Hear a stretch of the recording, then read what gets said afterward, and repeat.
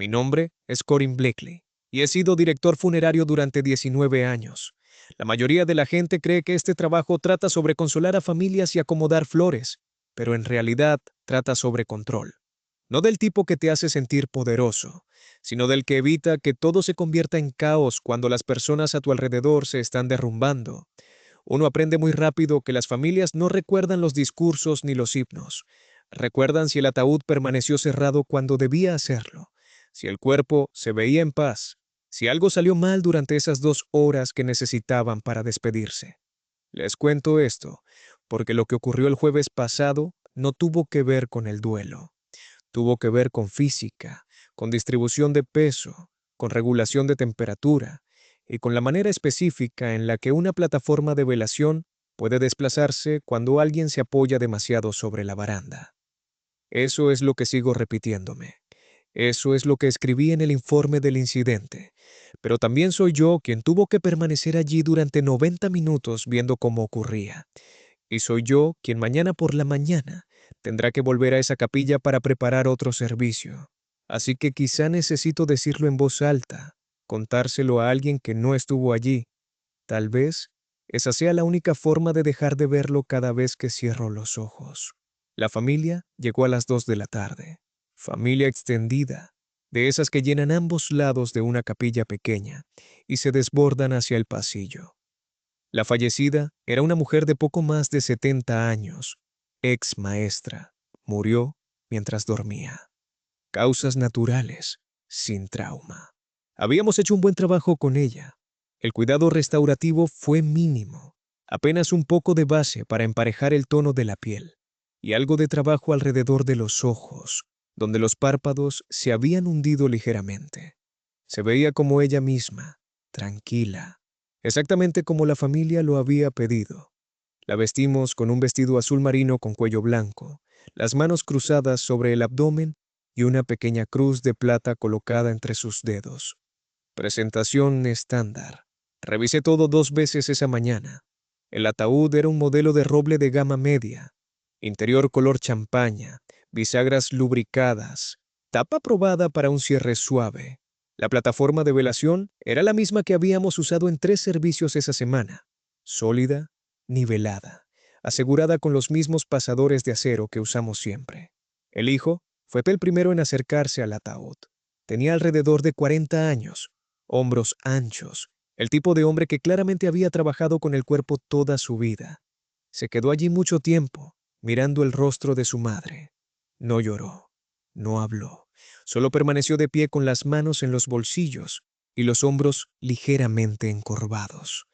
Su esposa se unió a él al cabo de un minuto, luego la hija, y después un flujo constante de primos, vecinos y amigos. Yo estaba al fondo de la capilla, cerca de la puerta, con las manos entrelazadas frente a mí, como siempre, lo suficientemente cerca para ayudar si era necesario, lo suficientemente lejos para darles espacio. El aire acondicionado estaba en una configuración baja. Mantenemos la sala fresca durante las velaciones para retrasar cualquier cambio potencial en el cuerpo, pero no tan fría como para que la gente se queje. 68 grados. Revisé el termostato 2 veces. Alrededor de las 2:45 noté el primer cambio. Fue mínimo, tan pequeño que casi me convencí de que lo había imaginado. La mano izquierda de la mujer, la que descansaba sobre la derecha, parecía haberse movido ligeramente. No se levantó, no se cerró, solo giró una fracción de pulgada, lo suficiente para que el borde del pulgar ahora tocara el costado de la cruz, en lugar de descansar plano sobre la palma. La observé durante 30 segundos completos, tratando de decidir si el ángulo de la luz que entraba por el vitral había cambiado, o si alguien al pasar había provocado una vibración que yo no había sentido desde donde estaba parado. Ninguna explicación me convenció del todo, pero no me acerqué al ataúd.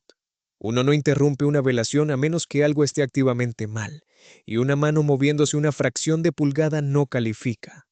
Los cuerpos se acomodan. Es normal. Los tejidos se relajan. Las articulaciones liberan tensión. La gravedad hace su trabajo. Lo he visto cientos de veces. Aún así, seguí observando. Una mujer mayor, Tal vez una hermana estaba ahora frente al ataúd, secándose los ojos con un pañuelo. Se inclinó un poco hacia adelante y vi que movía los labios, probablemente una oración, o simplemente hablándole a la fallecida como la gente lo hace cuando necesita decir algo que nunca dijo en vida. Permaneció allí unos 3 minutos, y cuando dio un paso atrás, lo vi de nuevo. Esta vez fue la mano derecha. Los dedos se habían curvado apenas, como si alguien hubiera rozado la palma con una pluma, y los músculos hubieran reaccionado por reflejo. Pero no hay reflejos en un cuerpo muerto. No después de 3 días. No después del embalsamamiento. El formaldehído detiene todo eso. Lo fija. No es como en las películas donde los cuerpos se sacuden de repente. La muerte real es permanente. Ese es literalmente el punto de todo lo que hacemos. Crucé la sala despacio, manteniendo el rostro neutral. Aprendí hace años que si uno parece preocupado, las familias lo notan. Empiezan a hacer preguntas, empiezan a dudar de si hiciste bien tu trabajo. Así que mantuve la calma, el paso medido, como si estuviera haciendo una revisión de rutina. Cuando llegué a la plataforma, me coloqué al lado izquierdo del ataúd, en un ángulo que me permitiera ver tanto el cuerpo como la sala. De cerca, el cambio era innegable. Ambas manos se habían movido, no de forma dramática, pero lo suficiente como para que la simetría cuidadosamente preparada ya no estuviera ahí. El pulgar izquierdo presionaba contra el costado de la cruz y la mano derecha estaba lo bastante cerrada como para que se marcaran ligeramente los tendones bajo la piel. Extendí la mano con cuidado y ajusté la mano izquierda de nuevo en su posición. La piel estaba fría, firme, exactamente como debía estar, sin calor, sin suavidad. Reacomodé los dedos, centré la cruz otra vez y di un paso atrás. La hija se acercó poco después. Era más joven que el hijo, quizá de finales de los 30, con el cabello oscuro recogido en una trenza. Llevaba un pequeño ramo de flores silvestres, margaritas y susanas de ojos negros, de esas que se recogen en el campo y no se compran en una florería.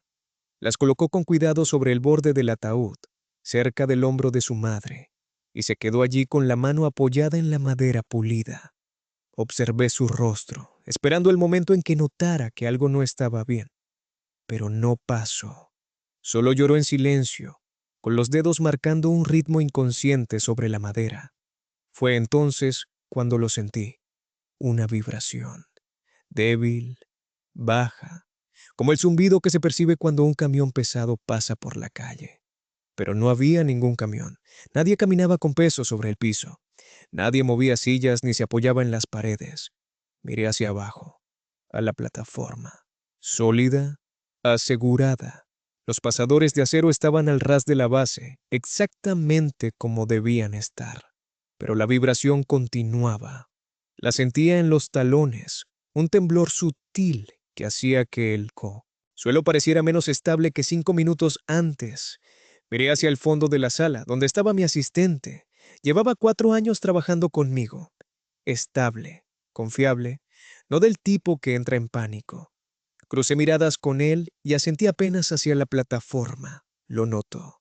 Lo supe por la forma en que cambió su postura, por cómo sacó las manos de los bolsillos. Empezó a avanzar hacia el frente, despacio, con naturalidad, como si solo fuera a revisar el libro de visitas. Bien, si algo estaba a punto de salir mal, necesitaba a alguien cerca. La hija dio un paso atrás para secarse las lágrimas y el hijo regresó al ataúd. Permaneció allí un momento largo y luego hizo algo que no esperaba. Se inclinó y besó la frente de su madre. No era raro. La gente lo hace todo el tiempo durante las velaciones, pero ese movimiento desplazó peso hacia el borde frontal del ataúd, y entonces vi cómo la plataforma se movía. Apenas una fracción, quizá medio grado hacia adelante. No lo suficiente como para que el ataúd se deslizara, pero sí lo suficiente como para cambiar el ángulo del cuerpo en su interior. La cabeza de la mujer rodó. No mucho, quizá una pulgada hacia la izquierda, pero fue visible. El hijo no pareció notarlo. Ya se había apartado, con la mano cubriéndole la boca y los hombros temblando. Pero yo Sí lo noté. Y mi asistente también, porque lo vi detenerse a mitad de su paso, con los ojos fijos en el ataúd. Me moví rápido, colocándome junto al hijo y apoyando una mano en su hombro. Suave, de apoyo. El tipo de gesto que dice, estoy aquí. No estás solo. Me miró con el rostro deshecho por el dolor y lo guié de regreso hacia las bancas. Luego volví al ataúd. La cabeza se había movido sin duda. El mentón, que estaba centrado, ahora apuntaba ligeramente hacia el hombro izquierdo.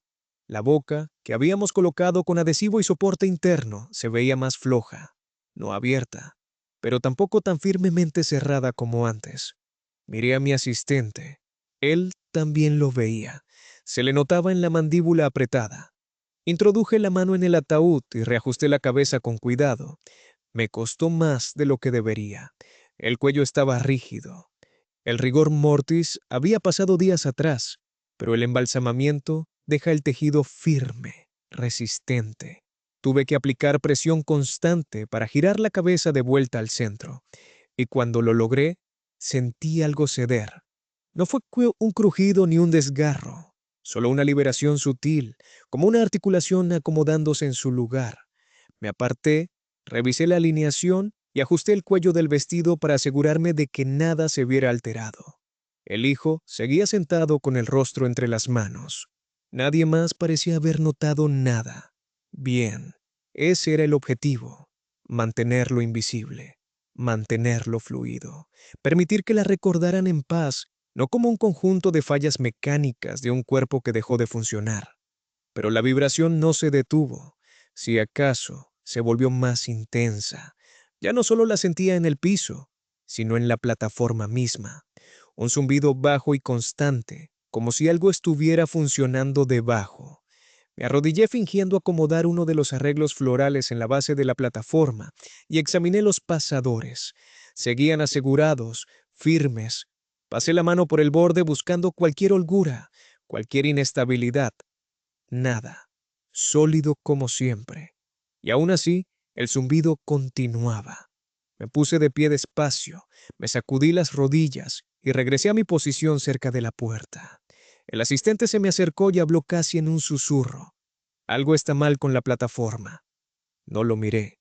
Mantuve la vista en la sala. Lo sé. ¿Deberíamos detener la velación? Lo consideré. Sopesé las opciones. Si la deteníamos ahora, tendríamos que explicar por qué. Tendríamos que mover el ataúd, reacomodar todo, quizá retrasar el servicio. Las familias no olvidan ese tipo de interrupciones. Planta una semilla de duda. Les hace preguntarse si algo salió mal con la preparación, si el cuerpo no fue tratado correctamente, si cometimos un error. Y yo no sabía que algo estuviera mal, no realmente. La plataforma estaba estable, el ataúd no se movía, el cuerpo había cambiado un poco, pero eso era normal, explicable. Negué con la cabeza. Todavía no. Solo observa. Los siguientes 20 minutos transcurrieron sin incidentes. Más personas se acercaron al ataúd, se despidieron, se apartaron. La hija regresó con su esposo y se quedaron allí tomados de la mano. El hijo llevó a sus hijos, dos niños pequeños que miraban a su abuela con ojos grandes e inseguros. Yo me mantuve cerca de la puerta, pero mi atención nunca se apartó de la plataforma. La vibración seguía ahí, débil, pero persistente, como una corriente recorriendo el suelo. Y entonces, poco después de las 3:15, vi que las manos se movieron otra vez. Esta vez no había duda. La mano derecha, la que ya había reajustado 2 veces, se elevó. No mucho, quizá media pulgada, pero se elevó. Los dedos se extendieron apenas y luego la mano descendió de nuevo, quedando en una posición diferente, palma hacia arriba, dedos ligeramente curvados, como si estuviera sosteniendo algo invisible. Me moví de inmediato. No corrí, no me precipité. Caminé con determinación hasta el ataúd y me coloqué a un costado. El hijo me miró, confundido. ¿Todo está bien? Asentí con una sonrisa tranquila, solo asegurándome de que todo permanezca en su lugar. A veces la tela se mueve durante las velaciones. Lo aceptó. La mayoría lo hace. Nadie quiere pensar demasiado en la mecánica de la muerte. Acomodé la mano otra vez, presionándola con firmeza para devolverla a su posición. Y esta vez, utilicé un pequeño alfiler, de los que usamos para asegurar la tela, para fijar la manga del vestido al forro del ataúd. No es algo que hagamos normalmente, pero necesitaba saber si la mano volvía a moverse. Si lo hacía, la tela se tensaría y lo notaría al instante.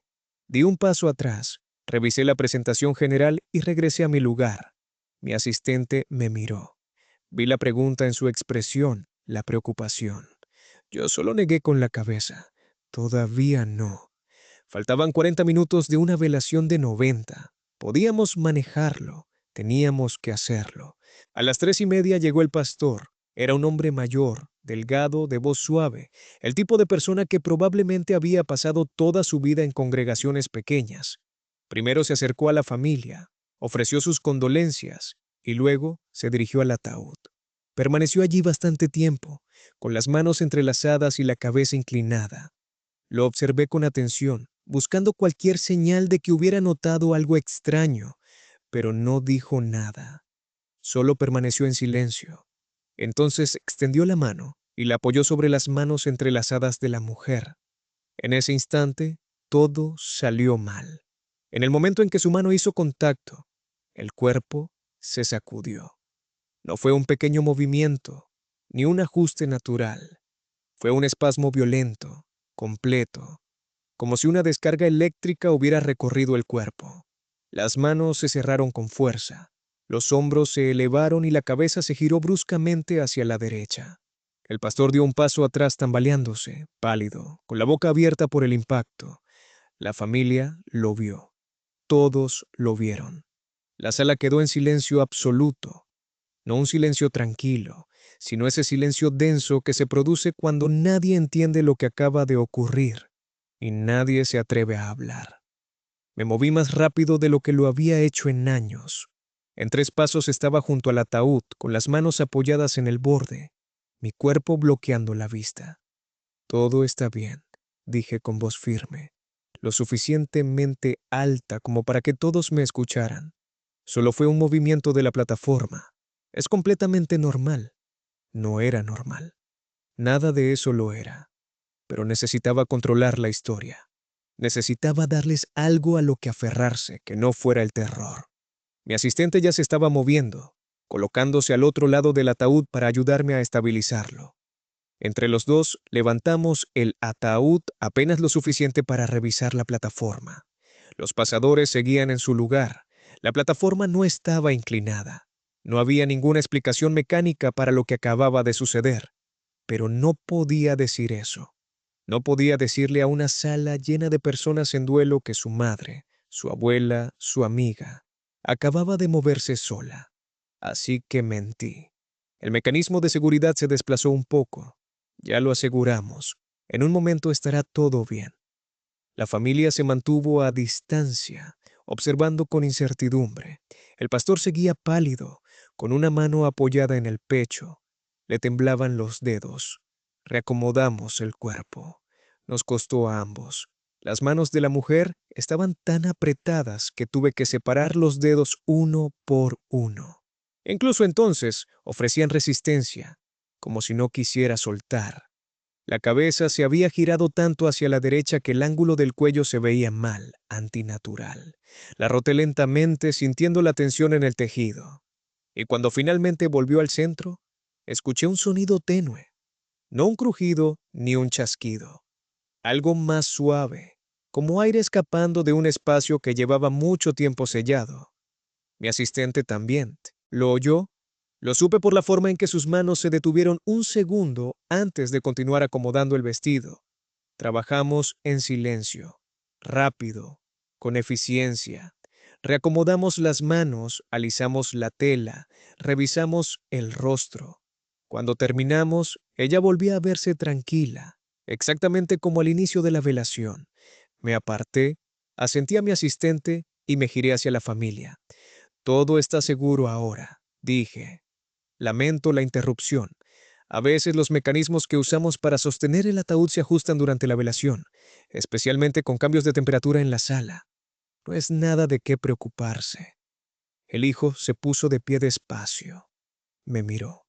Luego al ataúd. Y luego volvió a mirarme. Ella se movió.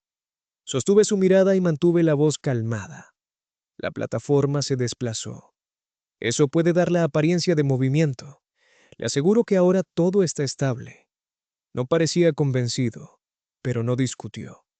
La gente casi nunca lo hace. Necesitan creer porque la alternativa es demasiado aterradora. Volvió a sentarse y poco a poco las personas comenzaron a acercarse de nuevo al ataúd, pero la energía en la sala había cambiado. El duelo seguía ahí, pero ahora estaba mezclado con incomodidad, con duda. Se sentía en la forma en que la gente se movía, en cómo se miraban entre ellos. La velación continuó, pero ya no era la misma, más contenida, más cautelosa. Yo me quedé cerca del ataúd el resto del tiempo. No me moví de allí, no aparté la vista del cuerpo. La vibración seguía presente, tenue, pero constante. Y cada pocos minutos veía un pequeño cambio, un dedo que se movía apenas, la tela del vestido que se levantaba ligeramente, como si algo debajo estuviera respirando, pero nada tan evidente como antes, nada que provocara otro pánico. A las 4:30 terminó la velación. La familia salió despacio, de mala gana, como siempre sucede. El hijo fue el último en irse. Se detuvo en la puerta y miró el ataúd por un largo momento antes de girarse hacia mí. Usted cuidará de ella. Asentí. Por supuesto. Cuando la sala quedó vacía, cerré la puerta con llave. Mi asistente y yo nos quedamos a cada lado del ataúd mirando el rostro de la mujer. Seguía viéndose tranquila, exactamente como debía verse un cuerpo. Pero yo todavía sentía la vibración en la plataforma, débil y constante como un latido que se negaba a detenerse. ¿Qué hacemos?, preguntó mi asistente. No respondí de inmediato. Pensé en la mañana siguiente, en el entierro programado, en la familia regresando a las 9. No podíamos cancelar, no podíamos retrasar nada, no podíamos darles ninguna razón para pensar que algo estaba mal. Así que hicimos lo que siempre hacemos. Seguimos el procedimiento. Revisamos el cuerpo una vez más. Acomodamos las manos, centramos el rostro, alisamos la tela y luego cerramos el ataúd. Lo aseguramos, lo sellamos. La vibración se detuvo en el momento exacto en que la tapa encajó con un clic. No sé qué fue lo que causó aquello. He repasado cada detalle cientos de veces. La plataforma estaba estable, la temperatura estaba controlada, el cuerpo había sido preparado correctamente. No existe una explicación médica ni mecánica para lo que ocurrió, pero también sé lo que vimos los dos. Y sé que mañana por la mañana, cuando vuelva ante esa capilla antes de que llegue la familia, revisaré el ataúd una vez más. Verificaré los seguros. Me aseguraré de que nada se haya movido. Y permaneceré allí durante el entierro, observando, esperando, con la esperanza de que lo que sea que vibraba bajo esa plataforma se quede enterrado cuando bajemos el ataúd a la tierra. Porque hay cosas que no tienen explicación, cosas que uno solo puede sellar y dejar atrás. Eso fue lo que aprendí ese jueves, y eso es lo que recordaré la próxima vez que una familia me pregunte si su ser querido se ve en paz. Mi nombre es Ayarik Barnado, y he sido embalsamador durante 22 años. Trabajo en el turno nocturno porque es cuando llegan la mayoría de los cuerpos y porque prefiero el silencio.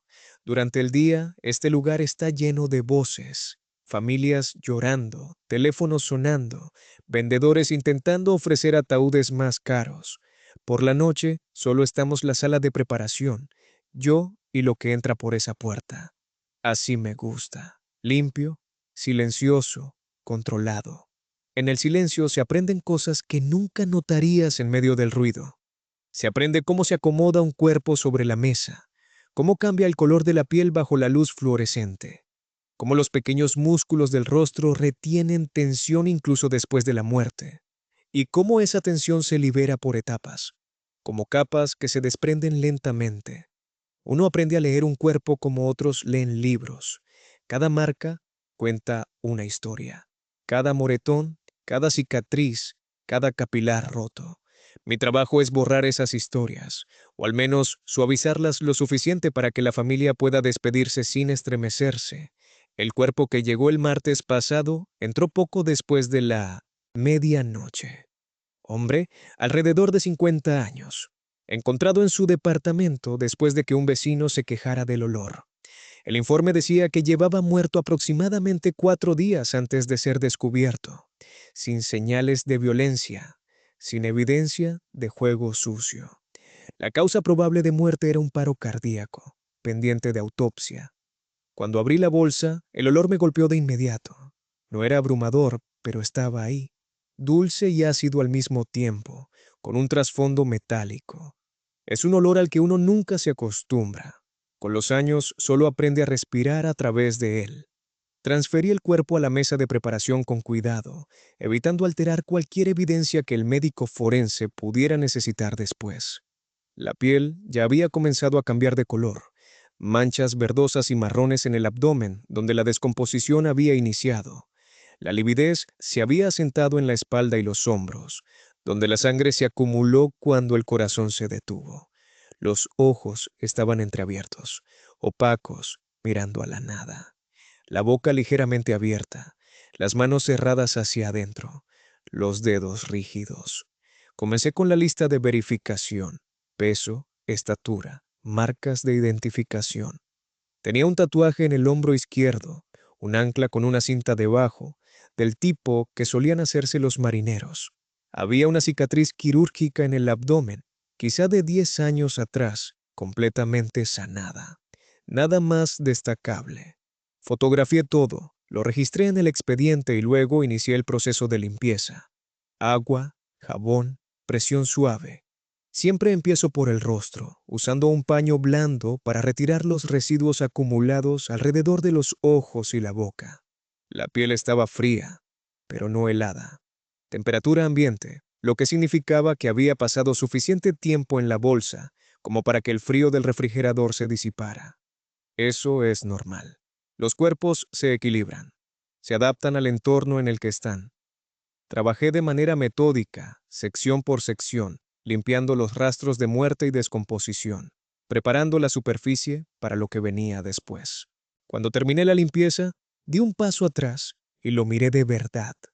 Esta es la parte que la mayoría de la gente no entiende. Antes de comenzar el embalsamamiento, tienes que ver a la persona, no al cuerpo, no al cadáver, a la persona. Tienes que imaginarla viva, en movimiento, hablando. Tienes que pensar cómo se veía cuando sonreía, cómo se movían sus manos al hablar, porque eso es lo que estás tratando de recrear, no la vida, sino el recuerdo de ella, la forma que dejó atrás. Estudié su rostro, las líneas alrededor de los ojos, la forma de la mandíbula. Había sido fumador. Se notaba en el tono amarillento de las uñas y en la textura de los labios. Probablemente también bebía, por los capilares rotos alrededor de la nariz, pero también había sonreído mucho. Eso se ve en los pliegues alrededor de la boca. Había sido alguien que reía, alguien que encontraba momentos de alegría incluso en una vida difícil. Eso era lo que necesitaba recordar cuando acomodara su rostro para la velación. Comencé del embalsamamiento a las 12:45. Procedimiento estándar. Incisión en la clavícula derecha. Exposición de la arteria carótida y la vena yugular. Inserción del tubo arterial. Trabajo con una máquina de gravedad, antigua pero confiable. La mezcla de formaldehído fluye despacio, constante, desplazando la sangre y reemplazándola con el preservante. Hay que controlar la presión con cuidado. Demasiada y el cuerpo se hincha, muy poca y el fluido no se distribuye bien. Después de tantos años, uno lo siente cuando está correcto. Puse en marcha el flujo y me aparté, observando el tubo, observando el cuerpo, esperando las primeras señales de distribución. La piel debería comenzar a afirmarse. La decoloración debería empezar a desaparecer. Los rasgos deberían acomodarse, pero no pasó nada. Pasaron 5 minutos, luego 10. El fluido estaba corriendo. Podía verlo moverse por el tubo. Podía oír el gorgoteo suave de la máquina, pero el cuerpo no reaccionaba. La piel seguía flácida. El color no cambiaba. Nada se afirmaba. Revisé el tubo para asegurarme de que estuviera bien colocado en la arteria. Lo estaba. Verifiqué la presión de la máquina. Normal. Todo estaba exactamente como debía estar, pero el cuerpo no estaba aceptando el fluido. Había visto algo parecido antes, aunque muy pocas veces. En ocasiones, cuando un cuerpo ha estado muerto demasiado tiempo, el sistema circulatorio colapsa. Los vasos se cierran, las válvulas fallan y el fluido no puede distribuirse. Pero este cuerpo no llevaba muerto tanto tiempo. 4 días no bastan para provocar ese nivel de deterioro, no en un ambiente controlado. Incliné la mesa, elevando ligeramente la cabeza para favorecer el flujo. Nada. Apagué la máquina y examiné la incisión. No había fugas, no había obstrucciones visibles. La arteria estaba intacta, el tubo en su lugar, todo correcto. Y aún así, el cuerpo se negaba a recibir el embalsamamiento. Retiré el tubo arterial y suturé la incisión. Tendría que intentar otra cosa. Múltiples puntos de inyección, cantidades menores de fluido, una distribución más lenta. Sería más tardado, pero era la única opción. Realicé una segunda incisión en la arteria femoral izquierda, coloqué un nuevo tubo y reinicié el flujo. Esta vez observé con más atención, con la mano apoyada sobre la pierna del cuerpo, buscando los cambios sutiles que indican que el fluido está avanzando. Y entonces lo sentí. Un movimiento pequeño, apenas perceptible. Un espasmo en el cuádriceps, como un músculo que se contrae y se libera. Apagué la máquina de inmediato y retiré la mano, mirando fijamente la pierna. Nada. Silencio absoluto. Esperé contando en mi cabeza. 10 segundos. 20, 30. Nada volvió a moverse. Me dije que lo había imaginado. Los espasmos musculares pueden ocurrir en las primeras etapas de la preparación. Actividad nerviosa residual. Bolsas de energía celular que aún se liberan. Está documentado. No era motivo de alarma. Encendí la máquina otra vez y volví a colocar la mano sobre la pierna. El movimiento regresó. Más fuerte esta vez. Una contracción clara, inconfundible. Pude sentir el músculo tensarse bajo mi palma y luego relajarse. Pero no era aleatorio. No era un reflejo suelto. Era rítmico, pulsante, como si algo dentro del cuerpo estuviera empujando el fluido hacia afuera. Apagué la máquina, retiré el tubo y cerré la incisión con sutura. Mis manos estaban firmes, pero mi mente no. Esto no era normal. Esto no tenía explicación. En más de 3000 cuerpos embalsamados, nunca había sentido algo así. Nunca había sentido un cuerpo oponerse de forma tan deliberada.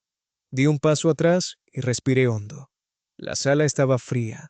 Mantengo la temperatura baja para retrasar la descomposición, pero aún así tenía sudor en la frente. Me limpié, ajusté los guantes y miré el cuerpo. Estaba completamente inmóvil. El pecho no subía. Los dedos no se movían. Era un cadáver, nada más. Un sistema biológico que se había detenido. Decidí pasar al embalsamamiento de cavidades. A veces, cuando el método arterial falla, se puede preservar los órganos internos inyectando el fluido directamente en las cavidades abdominal y torácica. Es más invasivo, pero efectivo.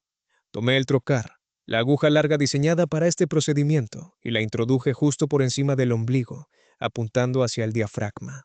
La resistencia era la normal, tejido, músculo, capas conocidas. Avancé hasta sentir la penetración en el estómago y activé la succión. Un líquido oscuro comenzó a fluir por el tubo, bilis, restos orgánicos, todo dentro de lo esperado. Vacié la cavidad y luego cambié a modo de inyección. El fluido entró sin problemas.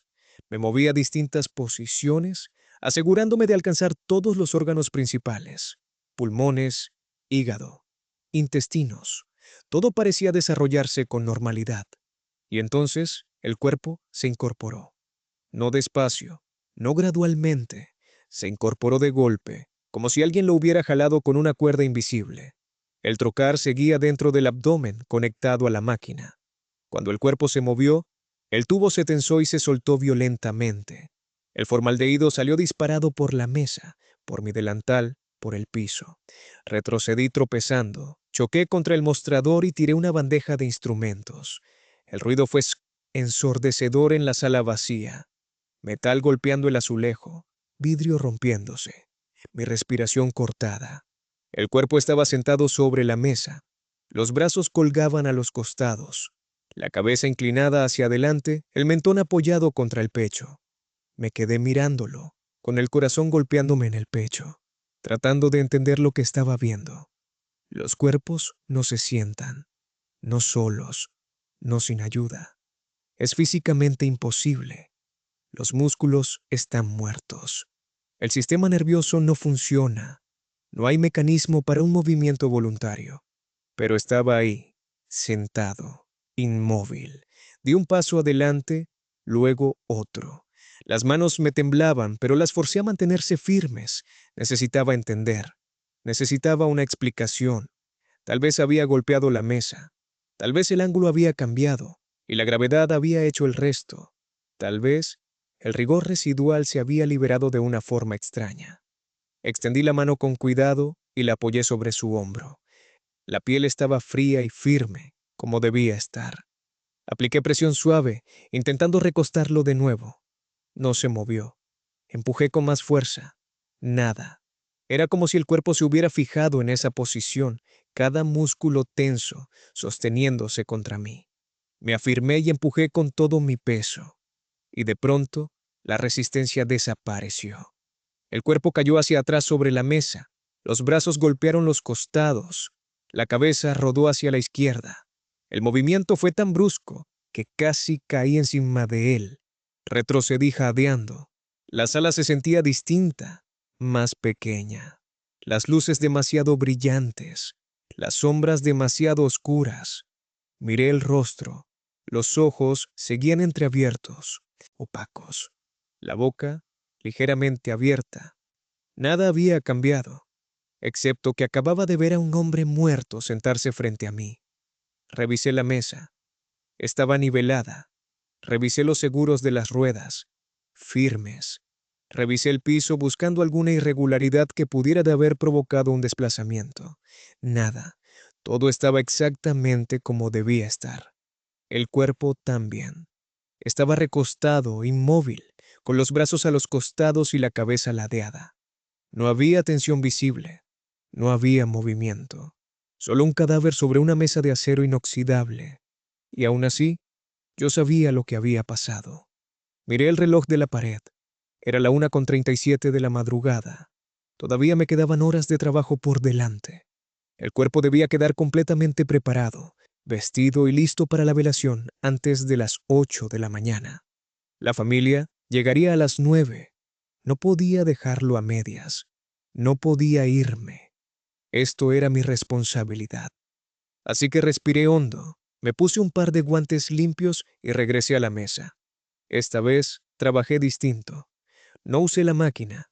No intenté forzar el fluido a través del sistema circulatorio. En lugar de eso, utilicé una jeringa. Inyección manual.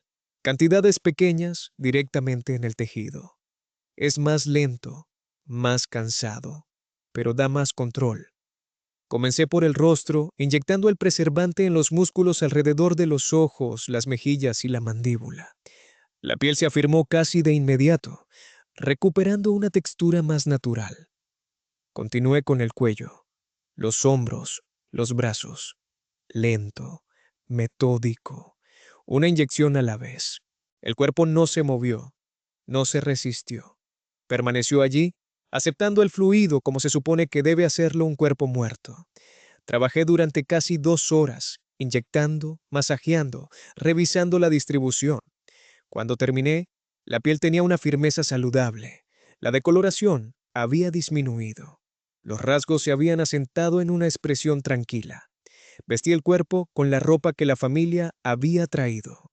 Un traje oscuro, camisa blanca, corbata azul. Peiné el cabello, apliqué una capa ligera de maquillaje para emparejar el tono de la piel y acomodé las manos en una posición natural de descanso.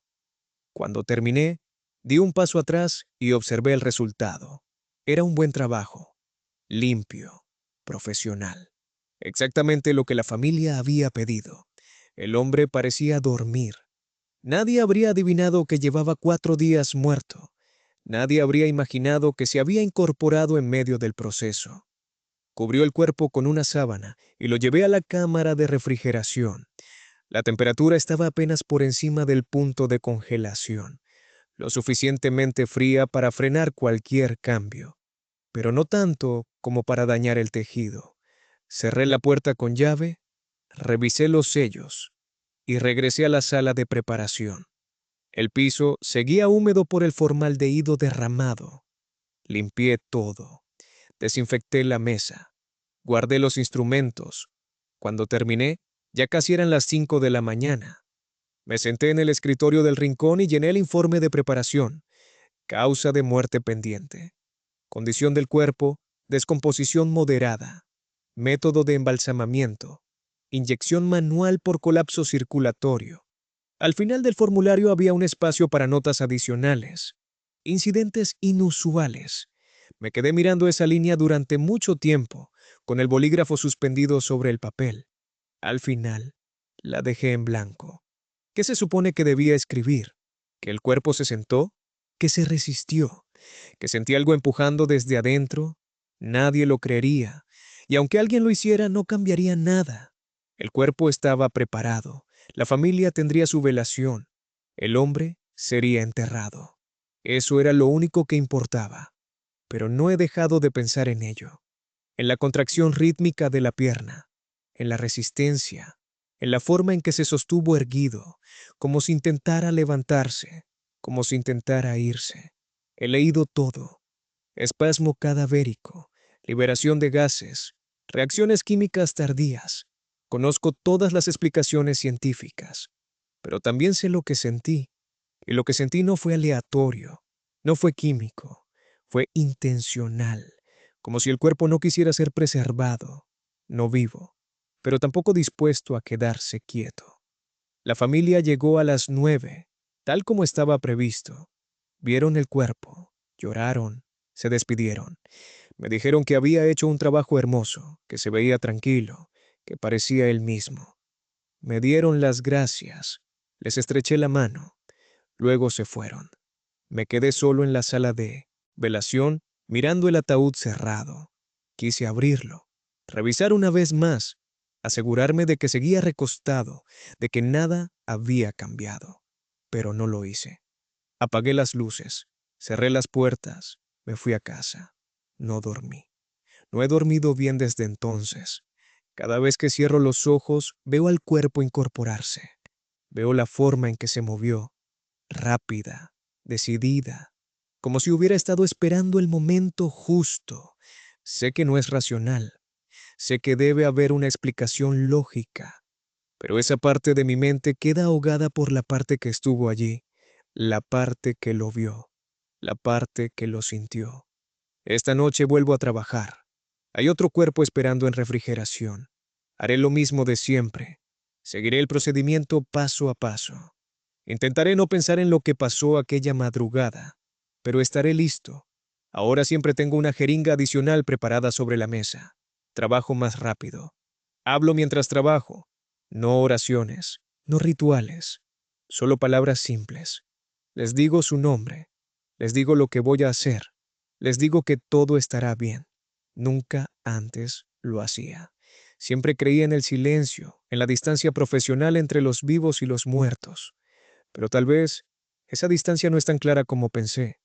Tal vez los muertos todavía escuchan. Tal vez entienden que no estamos intentando hacerles daño, que solo tratamos de darles un poco más de tiempo antes de que la tierra los reclame.